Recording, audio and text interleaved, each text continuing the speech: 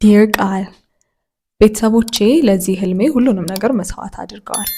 ነገር ግን የኔ ህልም ባይሆንስ?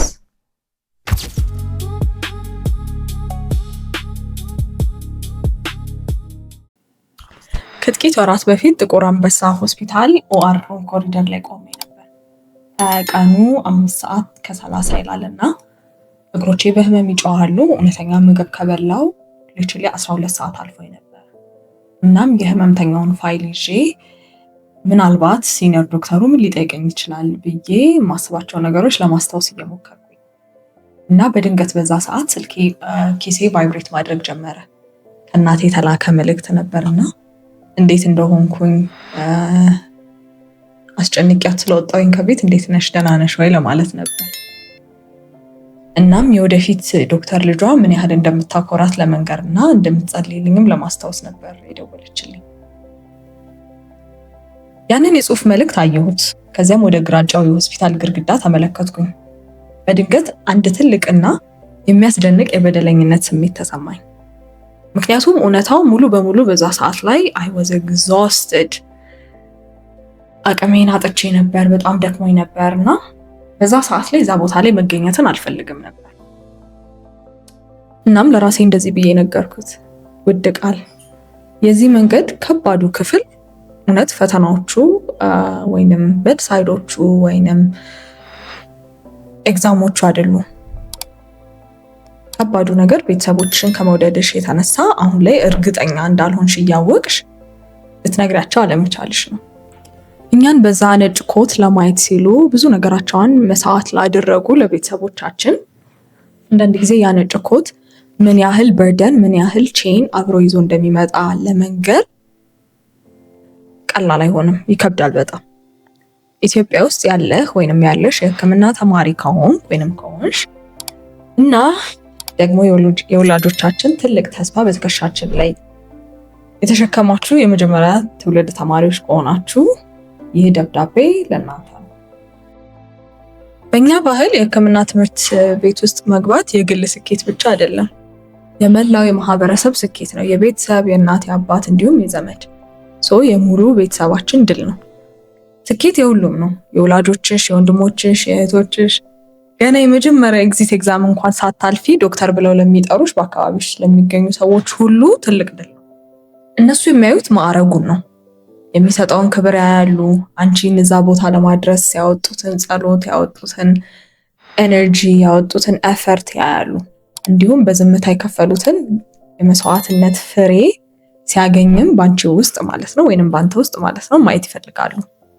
እናቴ እኔን ስታየኝ የሚታያት የዓመታት ጸሎቷ ጭምር ነው። ለዘመናት የለፋችበት ነገር ፍሬያማ መሆኑ ነው የሚታያት። ግን አንድ የማያዩት ነገር ቢኖር ከጀርባ ያለውን እኛ ተማሪዎች የምንሄድበትን የስነ ልቦና ጫና ወይንም ሳይኮሎጂካል ፕሮብለምስ ከኋላ አያዩትም። ሁላችንም ወደዚህ ሲስተም ስንገባ ብሩህ አእምሮና ትልቅ ህልም ይዘን ነው የምንገባው። ነገር ግን ስፔሻሊ ክሊኒካል ይርስ ስንጀምር የምናያቸው ብዙ ትክክለኛ ህመምተኞች ይኖራሉ። እና ማከም ስትጀምሪ ወይንም ስትጀምር የሲስተሙን እጥረት ስናይ ብዙ ነገር እንደሚጎድል ብዙ ነገር እንደሚያጠርስ እያየን ስንመለከት ኃላፊነቱ መክበድ ይጀምራል እና ማንነታችንም በዛው አብሮ መቀየር ይጀምራል። ያ ከፍተኛ ውጤት ሲያመጣ የነበረው ማንነታችን ወይንም በትልቅ ውጤት ዩኒቨርሲቲን ጆይን ያደረገው ጎበዝ ተማሪ መሆን ይቀርና ቀጣዩን ሮቴሽን ወይንም ከዚህ በኋላ የሚመጡትን አታችመንቶች እንዴት ነው ሰርቫይቭ አድርጌ የምቀጥለው ወደሚል ሜንታሊቲ እንገባለን እና ስብዕናችንን እንደ ሰው እያጣን ሊትራሊ ከአታችመንት ወደ አታችመንት ቀስ እያለ የሚሸጋገር ማሽን መሆን እንጀምራለን ማለት ነው። እና የሚያስተዋልኩት ነገር አንድ በግልጽ ያልተቀመጠ ግን ህግ ሆኖ ያለ ነገር አለ። እሱ ምንድነው? መውደቅ አትችይም። ምክንያቱም ከአንቺ በጣም ብዙ ነገር ወይንም ካንተ በጣም ብዙ ነገር የሚጠብቁ ሰዎች ስላሉ። እንዲሁም መጥፎ ቀንም ሊኖራን አይችልም።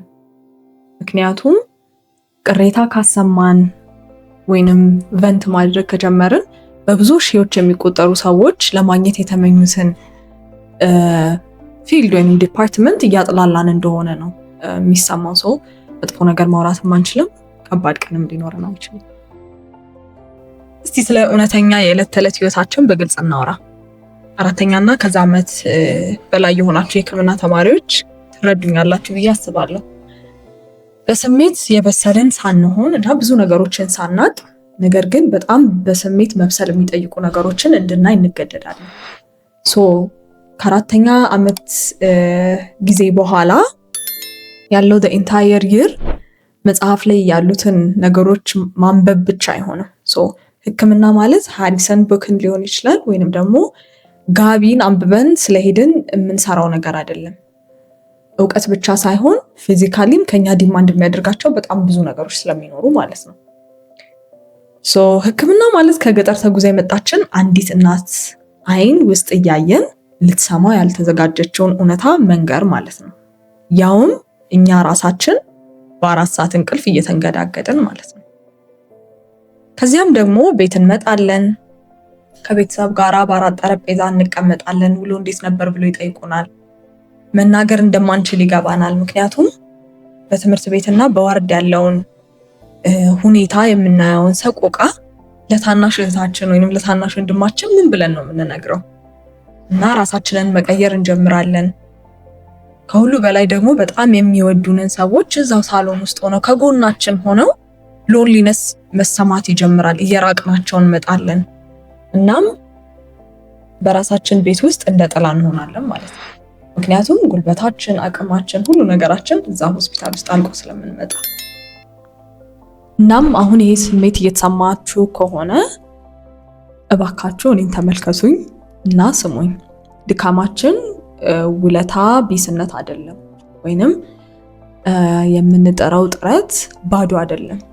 እናም መልፈስፈስ፣ መፍራት፣ መድከም እንዲሁም ከአንድ ሳምንት ከሁሉ ነገር ርቆ የመጥፋት ፊሊንግም ካላችሁ ቤተሰቦቻችሁን ስለማትወዱ፣ ዶክተር ለመሆን ስላልተፈጠራችሁ ወይንም ዊክ ስለሆናችሁ አይደለም።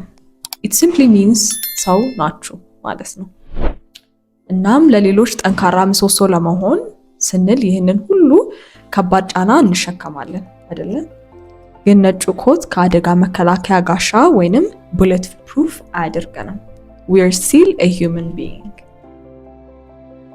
ይህንን ቪዲዮ የምሰራው ገና በኤርሊ ይርስ ስፔሻሊ በፕሪክሊኒካል ይርስ ላይ ለምትገኙ ወይንም ደግሞ ገና ሃይ ስኩልም ላይ ለምትገኙ ልጆች ነው እና ይህንን ክብደት መሰማቱ ምንም እንዳልሆነ የሚነግረኝ ማለት እንደዚህ አይነት ክብደት እንደሚሰማኝ ቀድሞ የሚነግረኝ ሰው ቢኖር ብዬ ስለማስብ let me be that person for you guys እና ልንገራችሁ ብዬ ነው።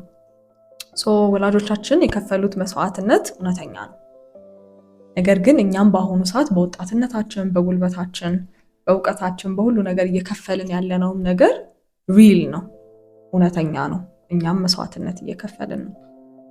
እናም at the end of the day ደግሞ ይከፍለናል፣ ፔይ ኦፍ ያደርገናል። እናም በሌላ ሰው ተስፋና ኩራት ጫና ስር ሆናችሁ በዝምታ እየሰመጣችሁ ላላችሁ፣ ጆን እያደረጋችሁ ላላችሁ እና ማንም ሰው አይረዳኝም ብላችሁ ለምታስቡ ሰዎች ደግሞ አይዟችሁ፣ I am here with you እና ይህንን መንገድ አንድ በአንድ ቀስ በቀስ every shift, every bedside, every round አብረን እንወጣዋለን። ማናቸውም በርደን የሚያደርጋችሁ ወይንም የሚያስቸግራችሁ ጫና ካለ ከታች ጻፉልኝ። ድካማችሁን እና ጭንቀታችሁን ወላጆቻችሁን መደበቅ ስለነበረባችሁ ስለ እያንዳንዱ ነገር ከታች በኮሜንት ሴክሽን ላይ አጋሩኝ፣ እንነጋገርበታለን። እስከ ቀጣዩ ደብዳቤ ድረስ ዲር ቃል ባይ